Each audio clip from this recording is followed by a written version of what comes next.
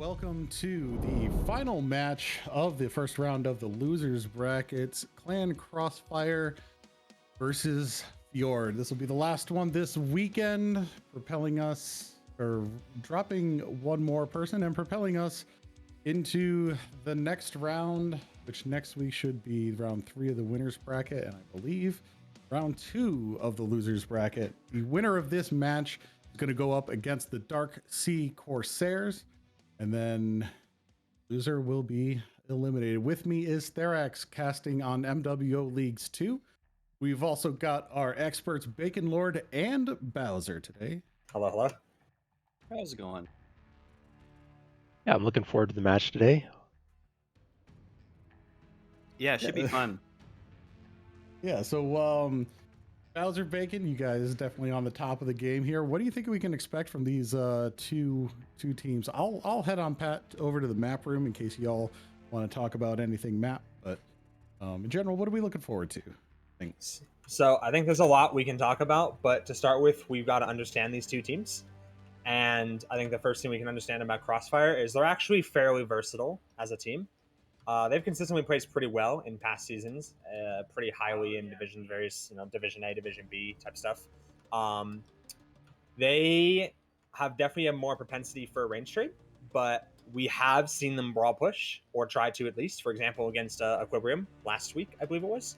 Vetric for starters. That was a map where they definitely tried to brawl push them. They won the match, but it wasn't the greatest push in the world, but they're capable of doing it, which is the important thing. So if you're Fjord coming into this match, you want to be aware that these guys can do both. You need to take that into account. 100%. And I feel like Fjord are the underdogs here coming into this match. What do you guys think? I mean, likely, CX has got a lot more experience playing compared to Fjord. That said, Fjord has been known historically to only really do NSR type decks, which is like a deck that you have. NSR stands for no skill rush. You're basically rushing towards the enemy and blowing legs off or CTs with like high speed, high brawl mechs. That said, their last match, they did not NSR once, I don't think. I think they opted to kind of play more tradey every single drop, which was interesting to see that they're trying to evolve as a team and get away from just being known as the team at NSR and bringing more. I don't want to say NSR doesn't take skill to do, but there's definitely more skill involved with more of a standard play in trading and rotating around and having the wolf pack than just holding W and shoot this, okay, shoot that, okay, So it's cool to see them do that, and they've definitely been growing in that regard.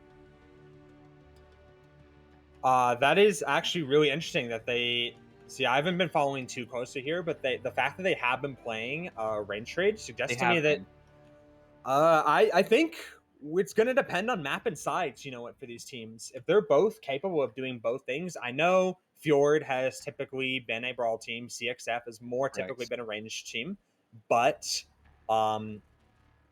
certain playstyles are very heavily map and side dependent. So I think that's going to be a big thing coming into this, what these teams pick and what they ban.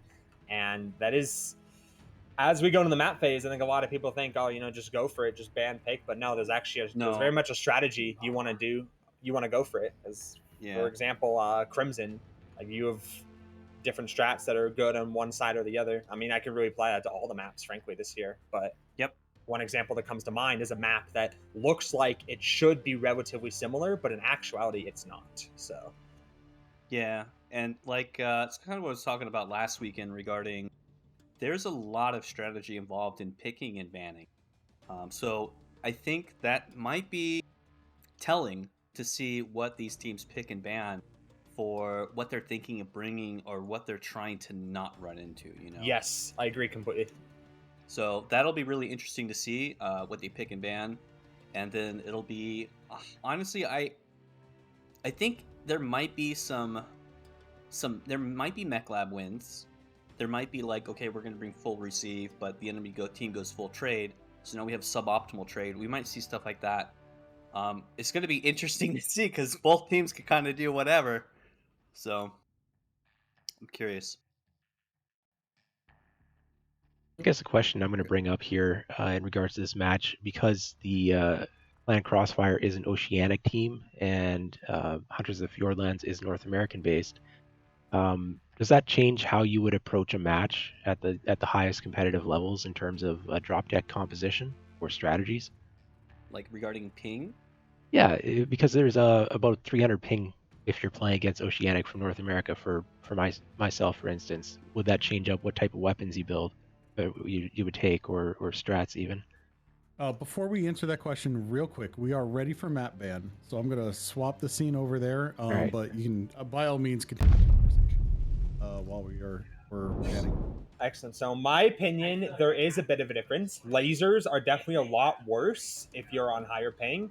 That's pretty much a fact. Also, the like shooting enemy high ping lights is really hard, especially with nightmare. your own lasers. Yes. Yeah, it's a nightmare. So these guys probably have taken into account the fact that a lot of these guys are coming in here. The CXF guys are coming in here with 300 plus ping. That may dictate what we see as far as lasers versus projectiles for trading, GOS PPC, something like that. It Yeah, may interesting to not, see it. but Yeah. So the teams are picking right now, and CXF has opted to pick Vitric first, which I don't know if you agree with me or not, Bowser, but I feel like Vitric first pick is kind of like a safe pick. Because the sides there are differences, but it's not like Mining or Crimson, for example, with differences in sides.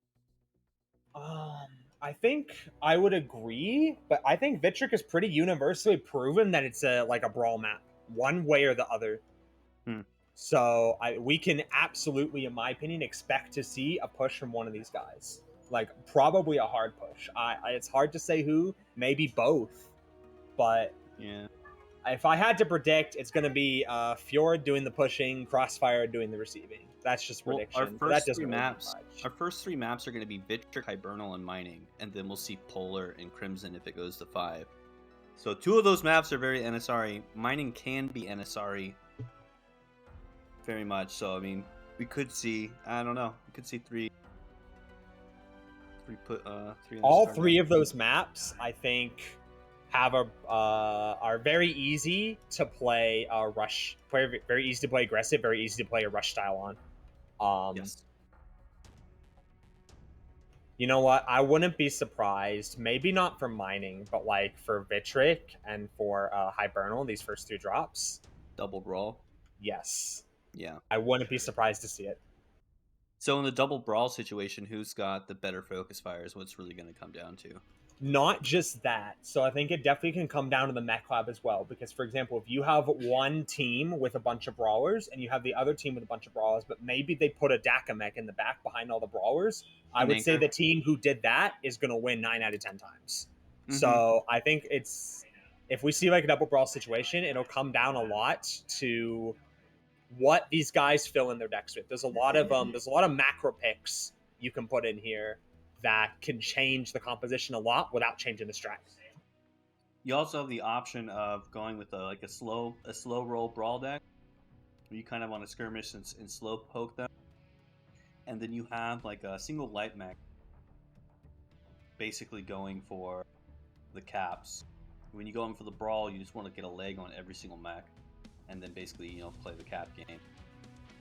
No brawl rush.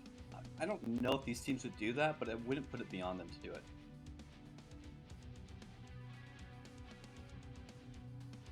All right, both teams chose wickedly fast, so I'm gonna transfer us over to the map room if you wanna. I don't know if you guys wanted to draw anything on that. We are coming up on timers. I'm actually gonna start timers now. Well, starting on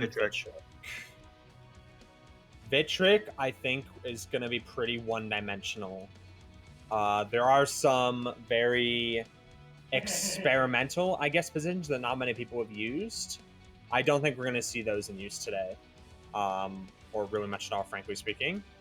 So I'll just do a little bit of simple drawing here. Maybe like that is a common place to hold with anchors. We saw it. We saw Mech Enjoyers do it in Vitric. We kind of saw CXF do it when they were pushing, or I should say before they pushed, they took anchors to hold that.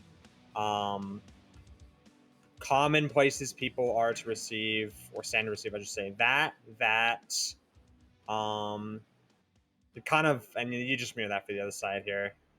Literally just that and that, because like I said earlier, we might actually see both of these guys brawl rushing each other.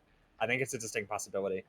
Do you know what I want to see, Bowser? I want to see Yeah. CXF bring that Annihilator again, because that was amazing to watch. It was like what? It was Rex, LMGs, It was X-Pulse. double rack 5, light machine guns, X binary, large binaries and medium binaries.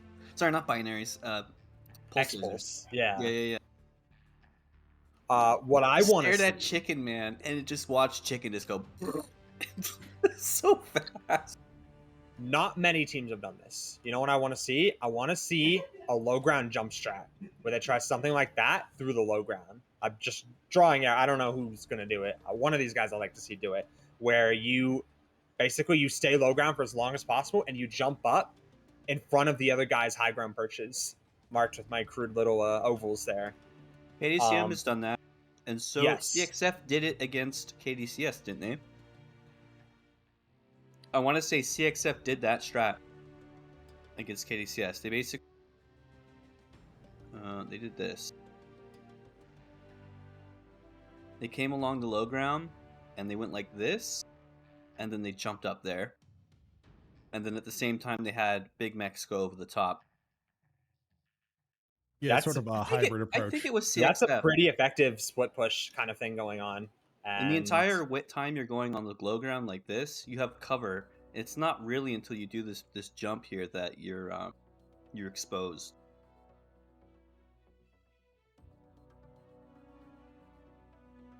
Well, as far as Vitra goes, if we want to talk about a little bit more, I don't think I would be surprised if Caps were at all a factor at this. Just talk about like the other aspect of the map. We have seen some teams play a little bit slower. For example, in the Aubins versus Mechandroid match, until a push happened, I think Caps got to like 400 or ended up 400, 450, something like that, before the teams really ended up pushing. Here, I highly doubt that's going to be the case. And also in that match, we saw a lot of like back and forth from the side caps, from lights. Like we even saw back caps at one point. I think that's going to be. I'd be surprised if that happens here. Let's just say that. It'll also be really telling to see if either team gets their back caps. Because if they just say screw it and go straight for the center, like if I'm playing and I don't see, I'm seeing my back caps getting capped and the enemy back caps are not getting capped, I know that troubles are coming, right? Yeah. Danger. Why are you not getting your back caps? It sounds like you're not playing standard. It seems like both teams are locked in though, so let's yes, watch they this. are. I was about to transition us in to get these guys going for the first match in this first drop in this matchup, rather, of CXF Fjord in another elimination match today. Whittling the numbers down.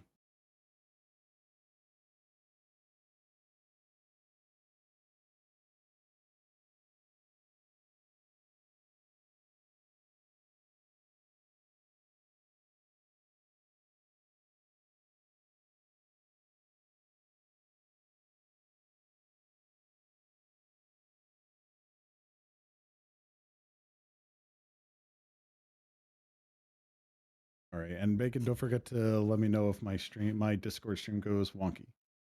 I've got them both up. I'll let you know. Thanks. Beauty.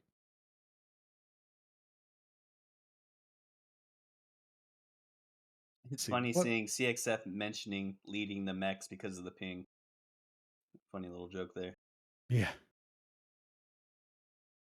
You're looking for some stuff on the outskirts. There we go. All right, I am going to be over with, I think it's going to be Fjord. Yeah, here we go. All right, we've got ourselves a Madcap B, a Summoner, Exy Crusader, Mistlinks, Dervish. Pretty standard push deck on this side. Let's check some of these AC5s and Peeps. On the Mad Cat, we've got SRMs on that Summoner. I meant to click the Crusader, which is just small laser, so definitely head now for a brawl. XE coming in with ERPPCs, micros, and smalls. What do we got over on Crossfire side? It's mostly brawl with a mix of some mid-range and a little bit of maybe trade. Executioner's got ERPPCs. Stalker is a 7D with a mid-range vomit build. But there's a Kodiak Spirit Bear with ERPPC, LBX20, and the Bushwhacker is a single SNPPC, Snubnose PPC with SRMs. So that definitely has to brawl as well. Lights, Firestarter's got small pulse, so definitely brawl with half of the team. Just the Stalker and the Executioner have some range trade potential.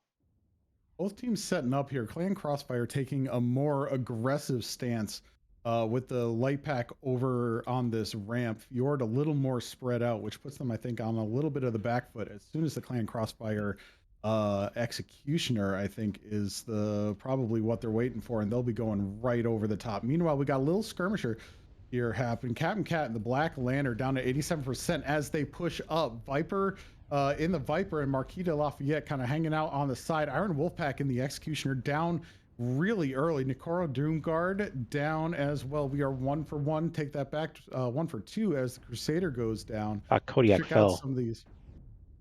Kodiak fell. All right. Lol Barbecue down in the Stalker. It is 2-2 though. The Revan is next up. Crossfire showing some incredible focus fire. Captain Cat next up, but conclusive Clag Eater with the war crimes is gonna. This is just an absolute back and forth. Artillery Hamster next. Captain Cat should be next, but Rathnor, it looks is gonna be the next one over there with the fire starter. I take it back. Conclusive Clag Eater coming down. We're running real low. We've got Andy back here in the Mad Cat. Captain Cat finally going down.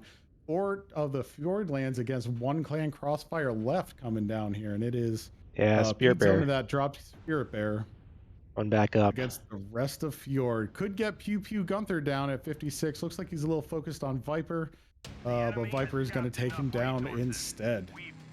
The fact that that summoner from Fjordlands was able to stay alive the entire match was absolutely decisive because that mech just launches DPS. Oh yeah, let's see what the damage on that was real quick. Let's see, where's our Fjord Summoner pulling almost 900 damage? Exactly. I'm not so. surprised. That's a very key mech that you have to kill in a push or receive. The summoner is a very, very important mech that has to die.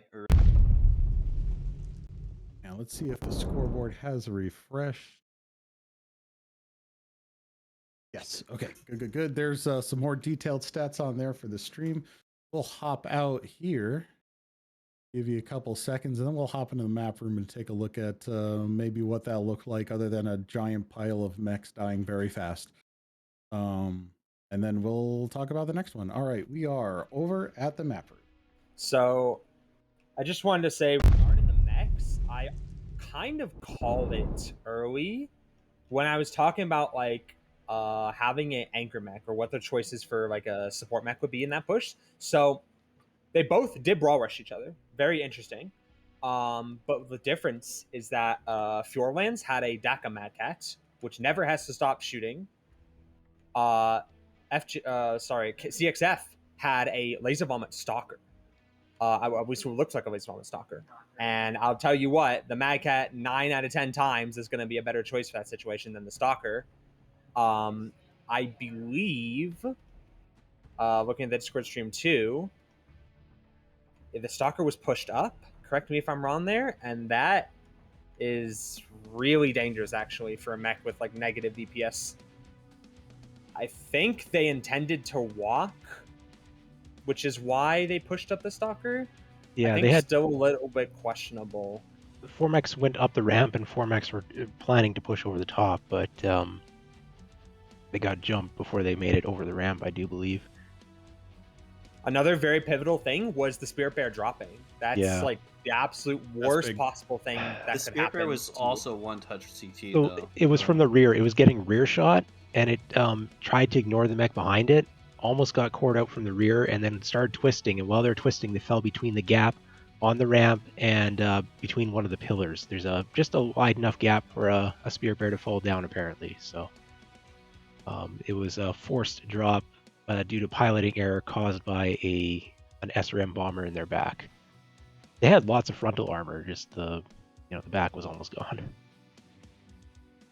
mean, CXF was good to get the Crusader down first, because the Crusader's a key mech you need to dumpster first. But I don't know if they missed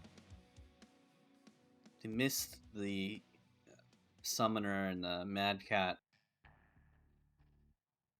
Some of those other mechs, I mean, they're annoying and they're in your face, but they don't have the DPS, or the sustained DPS, should I say, as those other mechs.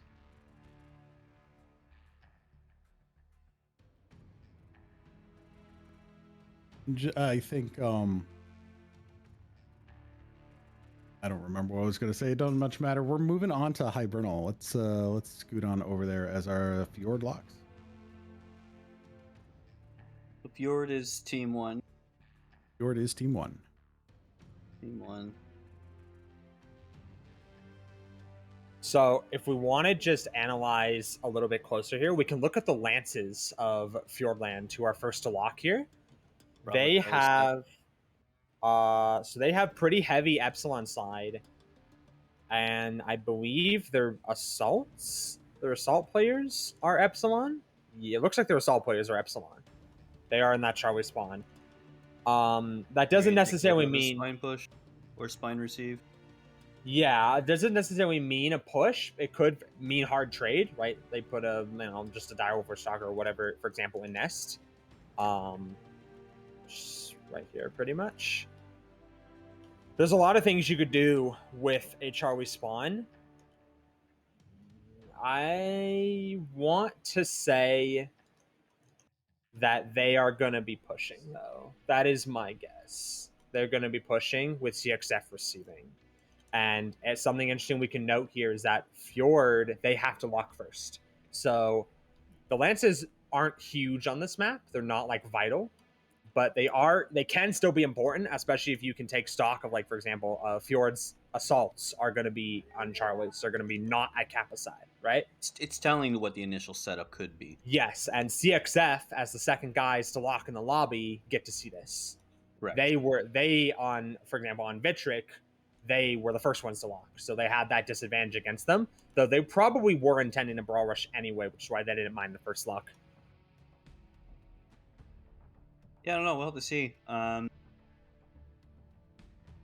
It looks, I mean, they could be playing kind of standard on this, because they do have that one mech in alpha, and that could just be a scout. That could just be a scout for, like, this area here. Yeah, we've seen mechs go to alpha, from alpha to theta, but they could, with the rest of the team set up the way they are, I doubt it's going for Kappa. But it could definitely just be for scouting. Interestingly, though, we do see CXF locked. They have 3 Alpha, 2 Bravo, 3 Charlie, which is a pretty even split. That implies to me, so if we look at their, let's see, Pizza and Captain Cat, so their bigs are Charlie. So the bigs are looking to blunt and or trade with the bigs on Fjord. But they have a large number of what appears to be lights that spawn Alpha. That is interesting. So they might be playing for Sigma Theta Kappa hold? Question mark? I'm not sure. Well, let's find out. Both teams are locked, as you mentioned, so I'm going to go get them into their cockpits here on Hibernal Rift for our second. Fjord taking the first, giving them a little bit of momentum into a potential upset.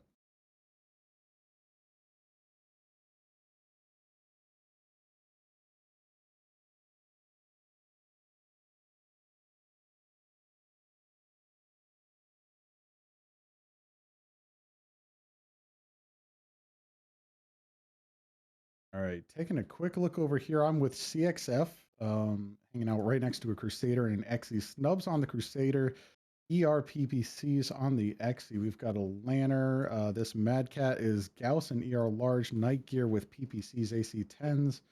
We're going to run all the way over to the other one. Yeah, we've got our standard little light pack here. What do we got over on Catapult A1 with SRMs. So that tells us basically everything we need to know. The rest of it, Mad Cat's got AC5 ERPPC, so DPS, hybrid, trader, push. DACA push. Yeah, I'm trying to... There we go. Kodiak 3, AC10 ERPPC, Dervish SRMs, and a Night Gear AC-10 ERPPC, so that's also mid-range. Crossfire Light Pack is already on Theta 20 seconds into the match, which is actually really quick. They made a real big jump for that. All three on, looking to apply that cap pressure, giving up Kappa. Looks like we got Viper over here all on their lonesome, trying to just all the way in the backfield. Might be going for a little back cap pressure combined with some scouting, but definitely alone while the rest of the group starts to move up towards Epsilon. CXF making a bid for the drop ship, not staying there for too long. Oh, they're playing the low ground. Have they? They must have Oh seen no, the they're coming up. They're push just already. passing through. Yeah. So we've got Viper in the back with the Viper. And then we've got a skirmish going on here. Captain Cat taking some hits, already down to 79%. Open on side torso. Remax from Hunters of this was- Fjordlands going for back flanks. One of them's Yep, already and engaging. here comes Viper. So this is a little bit of a misstep, I think. Clan Crossfire going to collapse on that, and if they can kill him quickly, it's going to be all right. Fjord taking this push very slow, tangled up with two of the light pack of Crossfire. But here they go. Now they are getting into the scrap. Here comes our brawl. Viper already down at 49%. Captain Cat at 52%. We've been watching Captain Cat take those hits. Viper finally going down. Iron Wolf Pack in that catapult coming in here, looking to close on Captain Cat, but running into Yorkshire. Catapult kind of solo engaged around a corner. Open up CT. And lousy fend. Actually, this is a much more organized brawl than I'm used to. We've got Doomguard off getting some Overwatch shots over here on Wolfpack now that he's legged, and playing Crossfire tactically giving ground to allow Doomguard to keep those shots in. Shred Metal going down next. Over here, we've got Clag Eater just kind of hiding in the corner, but Pew Pew Gunther is onto him, and they ended up pushing him out of the hole. Captain Cat, Compulsive Clag Eater go down almost simultaneously. That is going to even it up with Crossfire with a very slight armor advantage. Mad Cat has taken heat damage over in the volcano, but has been otherwise uncontested. As long as they don't cook themselves, they're probably going to be, able to put a pretty hard carry here. Yeah, so Marquis de Lafayette, Artillery Hamster jumping Rathnor there. Lousy Fen trying to provide some backup, and they close up with Yorkshire. Lol Barbecue takes out Pew Pew Gunther, who has been a little on the fence, and there goes Doomguard as well. I believe that's heat damage. Yeah, was it? Someone else killed him though. Oh, okay, I missed that. Yeah, through the CT, but probably had enough that it didn't take much. And there goes Lousy Fen of the Viper, the last holdout. Fjord taking yet another drop off of Clan Crossfire. Now all that's left is to clean up with the caps. Very heavily wounded mechs here at the end. Firestarter, Piranha both open in the legs. Andy and the Mad Cat one-touch CT. I mean, I think I watched the Piranha just walk up and straight kill 3 or 4 people, completely uncontested between their team. Yeah, the Piranha was definitely hanging out in the backfield there. And I really thought that was going to be CXF's win with how they were fighting within their Overwatch. Marquis took 1 kill, 273 damage. So maybe not quite so much, but definitely enough to make people not want to be there. Let's see, other things. 90 damage for Viper in the Viper, 660 for Revan in that Dervish, 729 in that Mad Cat. For Andy, 633 for Low Barbecue in the Crusader, 457 the next highest with Pete Zone in that Night Gear. So that a bit of that Overwatch work by Pete Zone there. So right, I'm going to switch you over to details. So there's a lot of strange things to take away from that match. Honestly, for starters, if you're CXF coming out of Vitric and you just got out-brawled by these guys, I think it would behoove you to try and build your deck a little better the next game to receive a brawl better. And a Night Gear with AC-10s and Gossier with Mad Cat is not the case. That's not the trick. And we saw that very clearly. They really didn't get that much damage out. Honestly, they really didn't. The Mad Cat was just heat capped, only 375. Yeah. And that Nitro, it just doesn't put out that much damage, and it dies really quickly too. they clearly want to do something more of a hybrid style, but Fjord was like, no, just abuse armor, abuse speed, full send. The other thing I noticed that stood out to me, that Viper should not have lived. That's crazy He how was he so jumped. deep. Entirely too long He to kill. jumped into Yeah. their Overwatch and through like 4 of CXF's mechs standing on a single corner, and he was not able to be killed. And as a result, Captain CXF Cat got was back not from that, able too. to turn the other way and actually get meaningful damage on the guys pushing in until it was too late. And to make matters worse, their Black Lantern nearly died for it too. Yeah. Absolutely crazy stuff. Very well played by Fjord, but that I don't know, just maybe lack of focus fire, not good enough weapons to hit him. I don't know what the deal was, but that guy just that he only did 90 damage, but he was honestly instrumental for his team's victory there, in my opinion. Is that a distracting idiot tactic there with sacrificing the Viper? I would never do that. I wouldn't say a distracting. I would say maybe he was overextended, but I wouldn't say any such distracting idiot tactic. As I would say, he tanked and got them to look a different way. I don't. I feel like distracting idiot implies he just kind of ran in and like died, which on the surface that's what it looks like. But in reality, if you were to have done that a little bit better, that he would have lived. Honestly, he would have lived. You can peek. You can do peeky pokey on the corner and stuff. Right, Top pretty down much and everything top from the short pit, of but- full running in like he did. Yeah. I suspect it was a little bit of a jumping the gun, frankly. I think the rest of the group was meant to engage first and then he was going to get back shots, but it sort of reversed itself and kind of worked out, especially since I think it was Captain Cat in the Shadow Cat there was open by the time they returned, actually. So that right, he was in a Black Lantern, and the thing about that is that for the Lantern, yep. They should have been able to capitalize on their Viper throwing away his mech almost, but they weren't able to. And like I said earlier, the Black Lantern also nearly died for it. So that becomes a trade, pretty much. That's effectively a trade, which is like the absolute worst thing that could happen when a guy just throws himself in front of your whole team. So. Yep.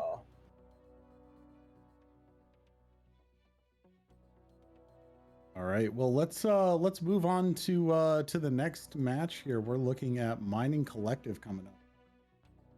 Like that, there we go. Another brawlable map, but also a lot more verticality on this one. So immediately, I'm CXF, I'm Crossfire. I'm about to be eliminated from the tournament. I'm down 0-2, literally on the verge of being wiped out. It's time to do something drastic. It's time to pull something out of your back pocket. It's time to full send. It's time to see something insane. And they need to pull it off because at this point, Fjord has Brawl Rush now twice and gotten away with it twice. So honestly, if I'm Crossfire, you need to be thinking of the counter strikes. You need to be thinking of the full DACA. You need to be thinking of some crazy stuff. I don't know, LBX Cyclops sitting on the corner. Just stuff like that. Just ambush these guys. You need a streak mech. Like, you need something out of your back pocket now. You're about to be eliminated from the tournament. It's just that simple. Yeah, really. Honestly, if I was Fjord, we just had 2 pretty pivotal wins on NSR, and it's mining. I'm gonna push again. Absolutely. I'm gonna send it, and I'm gonna keep doing what's working.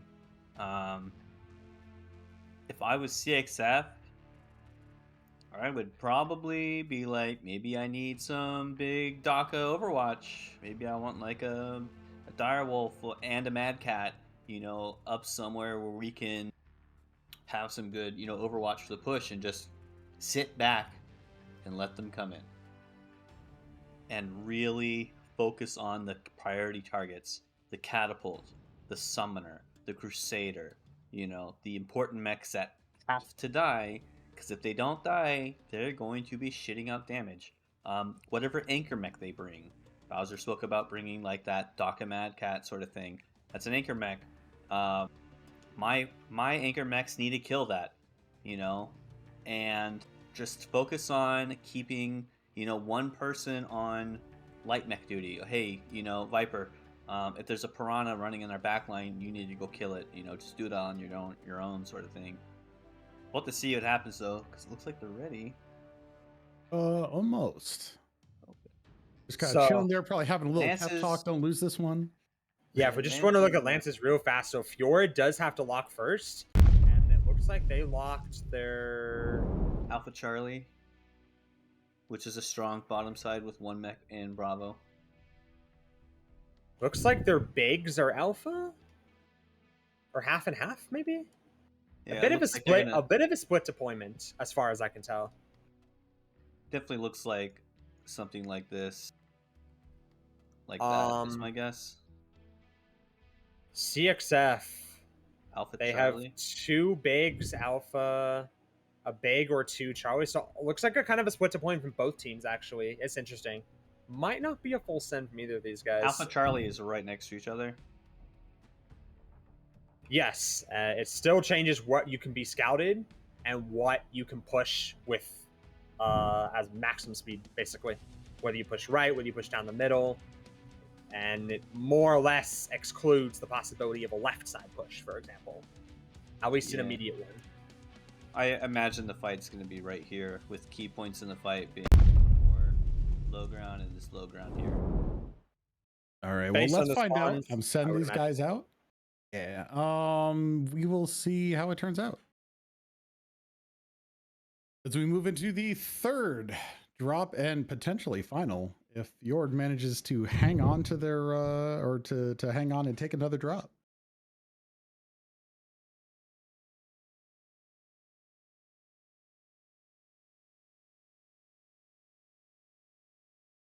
Who do you think's taking it, Bowser?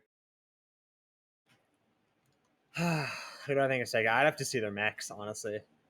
I can make a call off their mechs, but I'll make a call to start a mix too. We'll see. I think without seeing the mechs quite yet, it's CXF's game to take. My opinion. All right, there's mechs up on your screens. I'm over here with Crossfire looking at Night Gear, XE Phoenix Hawk Crusader. Let's see what we got on those. Peeps AC-10 on the Night Gear, ER Peeps on the XE, and Snubs on the Crusader. They're going to meet up with Hunchback and Mad Cat 1 with ER Large Gauss. That Hunchback probably running a whole suite of Laser Bomb, a Firestarter, and a Mislinks. What do we got over on Fjord? So we've got small pulse on the Firestarter, no light PPC or anything like that. Night Gear is AC-10, ERPPC, Mad Cat, quad AC-5, ERPPC. So pretty much the same deck as last time. Executioner was running a mid-range Vomit with ER Mead, 6 of those, and 2 large pulse. So yet another different build on that. Definitely looks brawly to me, but more maybe of a mid-range slow push type thing as opposed to full send. Yeah, so we got Viper with the early jump scout there, really kind of figuring out where Clan Crossfire is, getting a look at Theta, seeing their mechs there. We've got Doomguard and that Mad Cat really just kind of holding down this line down here, making sure that the push is not essentially for free. And both teams holding up to see what's happening. Now we got Cat and Clag Eater over here basically on Theta, about to be joined by a little barbecue. Clan Crossfire works its way around the corner here. Fjord all tucked in. Now, I'm looking right now for Iron Wolfpack, and what the heck happened to you? All right, there's the Executioner. Just shot all over, probably from barbecue and maybe Captain Cat there, throwing some damage. Marquita Lafayette in the Mistlinks as Fjord just overall starts bleeding damage. Now, Rathnor in that Hunchback, we've been missing some of the trades happening over here. We've got some of the Fjord up there on Echo 4 just raining down fire and opening him up CT. So Rathnor is going to have to be a little careful as the fight moves towards the center and away from the overwatch of Clan Crossfire. Let's see, it looks like we got some gathering in the Echo 4 low ground. Viper and Firestar and Artillery Hamster in the Firestarter pushing up to counter. And here's the Fjord push as everyone's looking a little weak. Yorkshire goes down in the XE. Barbecue probably almost next, but they're dealing with Pete Zone here. Pete Zone gets left behind and ready for back shots on Fjord. That could be problematic as Fjord is looking It's got 4 mechs under 50% and one just hanging above 50%. They're looking a little rough. Shred Metal going up against Pete Zone gets Revan down there. And Shred Metal works to counter that with Marquis de Lafayette. Lousy Fen moving up onto Theta. We've got our Theta fight going on here with Pew Pew Andy and Artillery just kind of hanging out. Captain Cat and the Firestar just getting all the back shots. Looks like Fjord has sort of lost track of which mechs are behind and are pushing forward. Pew Pew Gunther over here, open CT. Andy also open CT. Our Artillery Hamster ready to be XL checked. A lot of one-shot Doomguard mechs. takes out Andy there. Yeah. Fjordland's ready to go down, even though the count looks the same. Large armor advantage by Clan Crossfire. All right, Center torso's Artillery Hamster open. goes down. There goes Captain Cat. Wolfpack has managed to stay alive in this Exy since being really beat up in that beginning, but he is one-touch CT Nobody's and looking very at him. cooked all around. Yeah, might be able to get the Yeah. jump on Rathner or Doomguard here. Yep, get some shots in a Doomguard, but in the meantime, Hamster went down there. Rathner knows where he is. Yeah, there's Pad for Iron, and Doomguard finishes it off. Clan Crossfire with the receive. A little rough. Fjord leaving a lot of mechs behind to get back shots. We saw some of that earlier today. I think it was the KDCM matches that we saw some of that, and turns out giving mechs your back tends to hurt. Yeah, the leg on that Night Gear up top, just not a lot of structure remaining on it, but there's a big difference between a live mech and a dead mech. Let's see, is this the that one was- we're looking at? Yep. I think that was really risky for CXF to do, by the way. 'Cause they've basically pushed on top of that high ground in the center of their map without really any big overwatch. And if Fjord has been Brawl pushing every time, and if they had Brawl push that, this mechs would have died so fast. They brought that Mad Cat Mark II, the same build as the previous drop, where it didn't have enough DPS, and then they added as their second Overwatch mech a Laser Vomit Hunchback 2CA, which is also notorious for being quite hot. It does seem to have worked for them pretty well, though, because if we're looking at the damages, it was largely CXF's Overwatch / trading mechs that actually got a lot of the damage on Fjord, and frankly speaking, bled them dry. They got bled a lot, crossing between back and forth, high and low, this and that. They got bled a lot by CXF's range mechs. They all tanked a lot. Like, none of them died early, or very few of them really died early. They just bled tons of armor running around. And that was definitely CXF's to win with how their traders were set up. That there was no way that Fjord was going to get to them, and they're able to sit there and indiscriminately farm.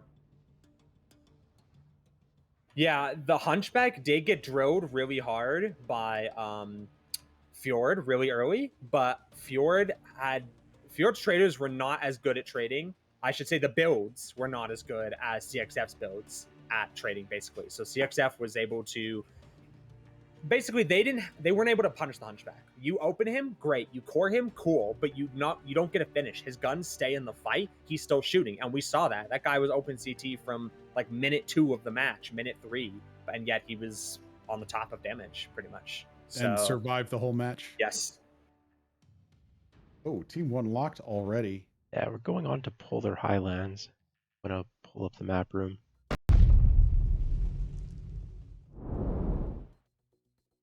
So more push and receive, do we think, or do you think Fjord has been a little stymied here?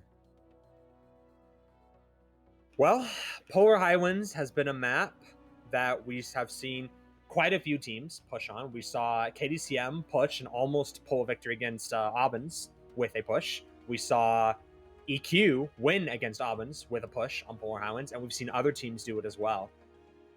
Personally, I think it's a strong map to push on. Therefore, I would expect to see one of these two guys doing it. Based on what we've seen, just going over mech picks that we've seen just on these games, I think CXF is going to have more of a standard deployment, kind of like what they did on mining, where they had 3 mid-long range traders and the rest is whatever. I would expect Fjord, honestly, I would expect them to push again. I would like to see any or large mech or 2 from Fjord just behind their push. That would be nice to see, but I expect they're going to push, absolutely. And I expect CXF is going to receive it. right. So we're probably in the way that we've seen these things looking, you think like a Golf 9, Golf 10 receive at this point is the way this is going to go? Or do you think there might be something up the sleeve in terms of Fjord's push patterns or CXS Well, receives? it looks like Fjord's bigs are Bravo, which is pretty much center of the map, and they have 2 Alpha, 2 Charlie. They actually have a very even split. Fjord does. That's quite The interesting. spawns on this map are very negligible for telling anything other than light mech play. I would agree with that, and that's where their bigs being Bravo might be relevant.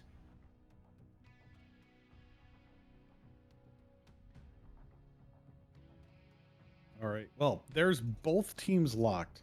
I'm going to go ahead and get them on the ground for our first match. The only non-3-0 sweep so far this weekend. Let's see if we can go all 5. See if CXF can overcome the momentum loss of the first 2 matches and make it a real turnaround here.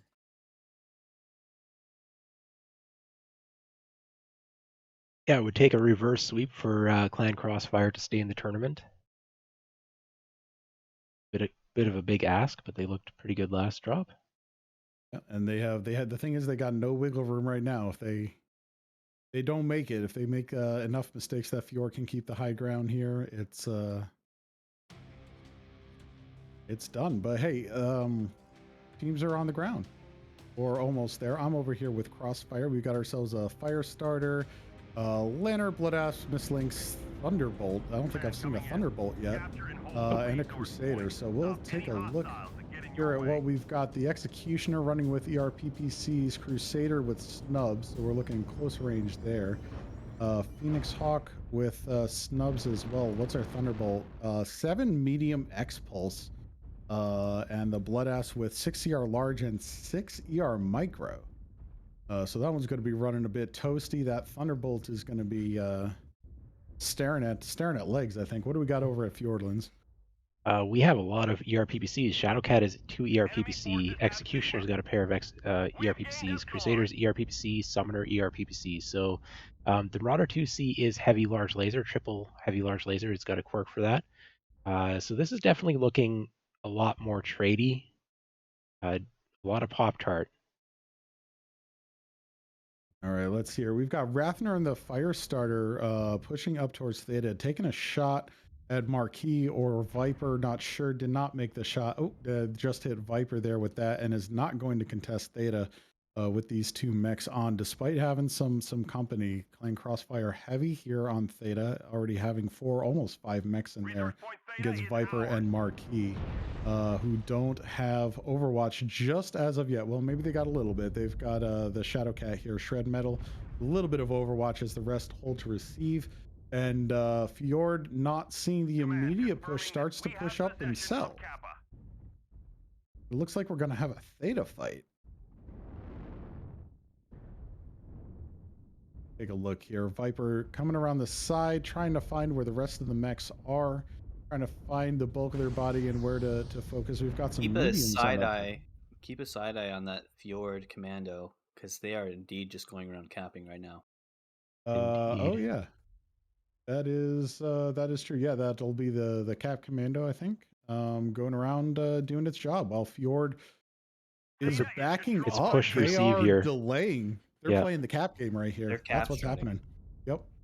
So we've got the Revan and the Crusader right here on the wrong side of cover. There we go. Now we're on the right side of the hill, just stringing out Crossfire. As it is 2 caps to 2 caps. So Crossfire not feeling the pressure yet, but they are also not going to be baited into the Fjord firing line. You can see that right. Reverse, say, nope, we're not going to do that. We're doing moves and counter moves here. No one's gone for Gamma. Oh, actually, someone might be here. I think Clagator might be going for Gamma to try to get that a little bit of cap advantage.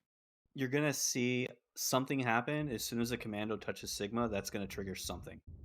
Yeah, but with the Mistlings off at Gamma, they don't have a numbers advantage to make the push. Now, Mistlings will be Firestarter going to back join to the fight faster, but they don't have a numbers advantage to make that immediate push. Find out what Yep. happens.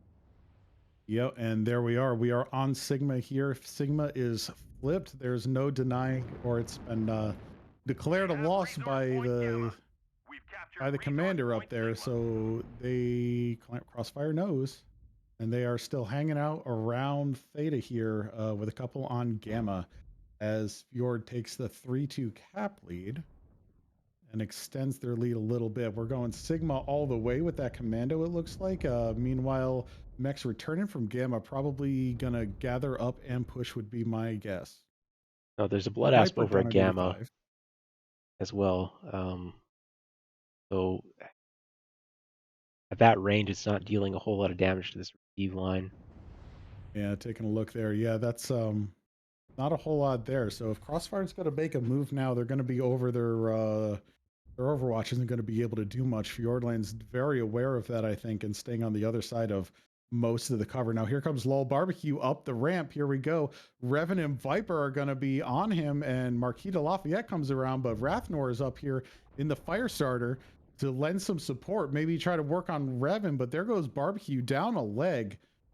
And down the other leg from Revan. Revan continuing to fire as Pete Zone, Lousy Fan, Captain Cat come up that ramp and take Revan out. Well, overheat Revan. Let's see what else we got going on here. Viper finally goes down with Yorkshire as the Fjord comes up to counter. Iron Wolf Park Marquis de Lafayette getting a little pinched here.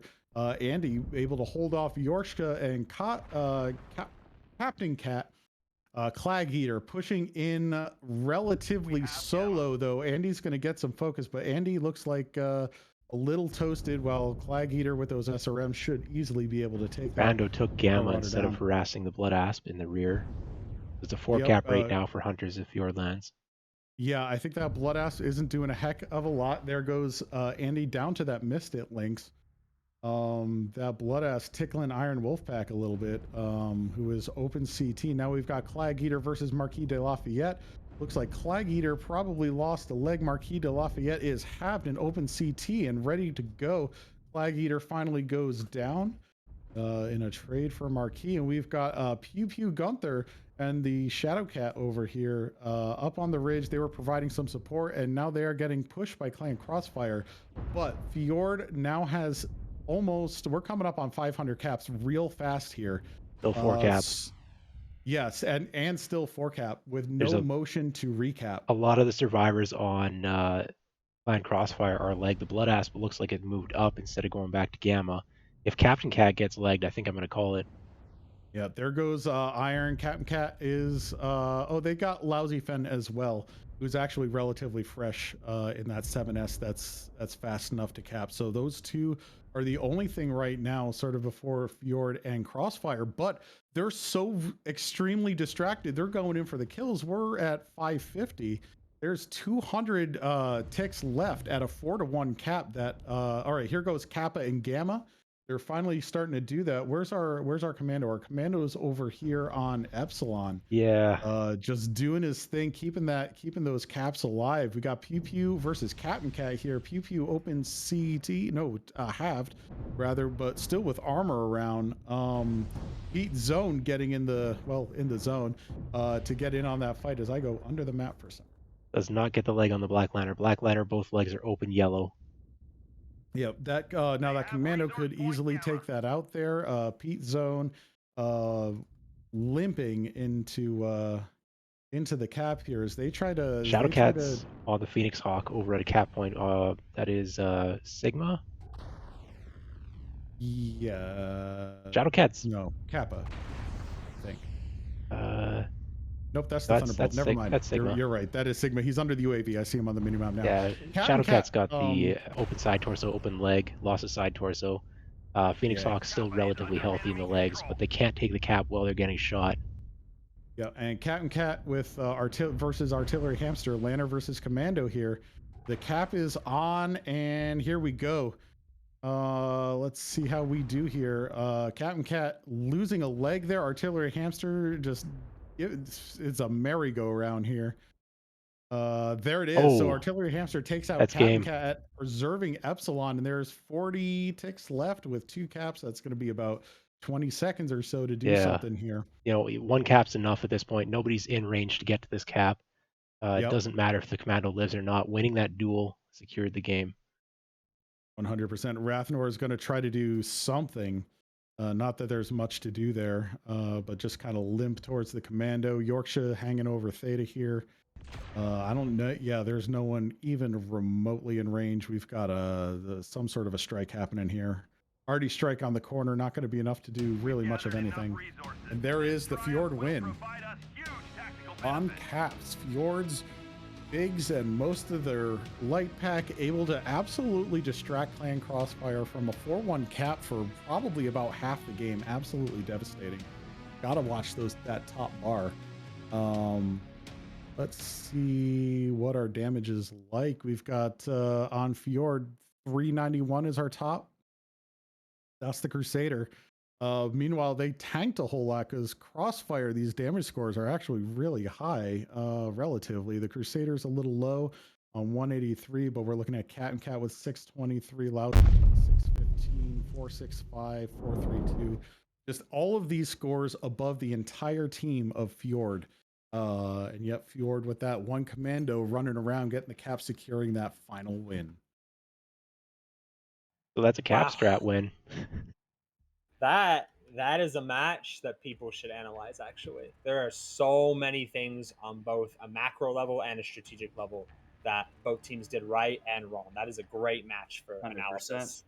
100%. Where do I start? I'll start with the fact that Fjord's kiting was very good, especially after the beginning. I thought they got too close at the start, but they had good enough scouting to know when they were pushing. Right, their back off was perfect. And on top of that, when CXF did finally get in range, they picked the right mechs to leg. Their Firestarter legged off the bat. Their Crusader dead. That Thunderbolt legged quickly. The other guys, I mean, pretty sure Crossfire only had like 2 fast mechs with legs left by the end of that, and the Black Lantern died. Yeah, and the Lantern died on Epsi. So that's, even though they had so many mechs left, like when it comes down to caps, that doesn't matter. The CXF Bloodasp just completely ignoring his back cap being taken. Like, if that guy had stood there and at least played his life, that's so many points that commando, or I should say that Fjord's team, would not have had just by that blood. That Bloodasp isn't doing any damage either. That fight is 1,300-ish plus. Probably more. From where that Bloodasp could see. That's just not quite with an optimal, and he really wasn't even seeing most of that fight. He really was not seeing a lot of that. Yeah, the Bloodasp put out 465 damage, which is pretty decent, but considering it's farming uncontested, that's not really high enough. That's not correct. That's not great, and especially considering he let his team's back cap just fall. CXF needed to be a lot more cognizant that Fjord was trying to play caps, and they needed to be aware of that much faster. It seemed like right at about 500 they became aware, but the fight was like, it was already said and done, the fight pretty much. Yeah, Fjord did an amazing job of basically kiting back almost the entire time. They kited all the way back to Kappa, and yeah, they lost the fight pretty hard. I'd say they lost the fight, but they're not trying to win the fight as much as it is that they were trying to get legs on all the mechs, so that they were securing the win by just getting legs so that CXF couldn't react. Right. I expected CXF to react when Sigma started getting capped. That's harder to see. When the announcer says we've lost the cap and it's Sigma, and I see that the enemy's kind of playing back, my mind is they're cap stratting. Yep. And you can see it right now on the playback on the stream. They're at 4 caps, 380. Like, if you're CXF, immediately, you need to be within 30 seconds. 30 seconds to maybe a minute tops. You need to have a plan, and you need to start moving. And the other thing is that the commando went to Gamma, and not just capped Gamma, it full capped Gamma, and the Bloodasp was shooting mechs in the red circle. Completely capped it for flipping free, and then it harassed the Bloodasp and ran to Epsi to guard the Epsi cap. That Bloodasp dropped the ball so hard. Like, even if he doesn't, for some reason, he doesn't want to turn around and like shoot the damn guy, drop a strike, man. Yeah, you have to just drop a strike on that. that And are delays people so run- much time. And are people running the like 6 small pulse blood asp right now? It had I- 6 ER smalls or ER It micros. could handle that fight. Yeah, Commando's got what, It 2 could. SRM2s or something? Like, I think it's 2 4s. Yeah, it could have handled that fight, or at least delayed him to keep him off the cap so he doesn't get it. Like I mentioned earlier, they got so many points in ticking up. He doesn't have to win the fight. He just has to drive him off and keep the cap, not let them get the points for their team. I think their fire starter needed to go to Sigma, and their blood ass just really needed to secure Gamma, and they just could have kept on trading and won the trades, and it would have been a different game. I think the They fire just didn't starter react to that Sigma cap. got legged. I think somewhat early in that fight. I'm not entirely sure when. It wasn't the laid fire starter- before they triggered Sigma. No, not before Sigma was triggered. No. It was like early. Probably right around when Gamma was getting capped. So depending on when it got legged, yes. Mm. It's the way I see it is that when the opposing team has a 3 cap, you're okay still to keep trading. You just got to keep an eye on it. Once there's a 4 cap, like it's instantly you got to go. And just sort of a side note here, I want to say I think we can all give props to Fjord for really showing that they are not just an NSR team. They NSR twice. They did a great job. They kind of played a brawly laser mech on mining. And then they played a cap strat with peeps. So, they're not just an NSR team. Yeah, they've definitely come a long way as a team. We can see that. That's, like I said, this match, people need to analyze this match. FJR Fjord did a lot right. Hunters of Fjordlands coming into this, I think everyone was considering them to be an underdog. I don't think very many people picked them to end up winning this match and to win it in 4 drops. I mean, look pretty strong here. All things considered, I don't know how they're going to look next week against Darksea Corsairs, but I would say that's a closer match. Yeah. Honestly, I'm not trying to disrespect any team, but I don't think DSC rolls them. Fjord can win that 100%. Well, they've definitely shown that they're capable of winning against a pretty decent team here today. Yeah. I'm just surprised CXF didn't try anything special. They didn't try anything unique, anything interesting, anything special. They just stuck to with medium XPLs. I mean, that's not really special. That's just a pushing heavy. Like, you can substitute that with a lot of things, to be honest, and like their strat remains the same. I should add too, they were very slow when basically Fjord had a 3 cap, they had a 2 cap, and they were all huddled on beta. They were just so slow to do anything. I don't know what they were afraid of. They were very slow to do anything or react, try and run lights around to get caps. I don't know what was going through their minds, but yeah, very interesting. It would just, again, the Brawl Rush, it's kind of, they didn't even really Brawl Rush, honestly. They were like kind of too scared to Brawl Rush. And yeah, they didn't really. The other maps, they did the one Brawl Rush, right? And then they didn't really work. The other maps, they kind of tried to hybrid it, and it just didn't work out for them, to be honest, except for mining, where mining was close, honestly. It was closer than you would have liked. Yeah. If I'm CXF winning that match, that's closer than I would have liked it to be, honestly. I would agree, but let's look forward. I mean, as these two guys go back and watch that was a really good one. But for next week, and let your biases be shown. We've got Equilibrium versus 5J. We've got Avens versus Casterian. Q Dodgers versus Mech Enjoyers, and DSC versus Fjord. What do we think about this lineup for next week? You're not gonna hurt my feelings, Bowser. Go for it.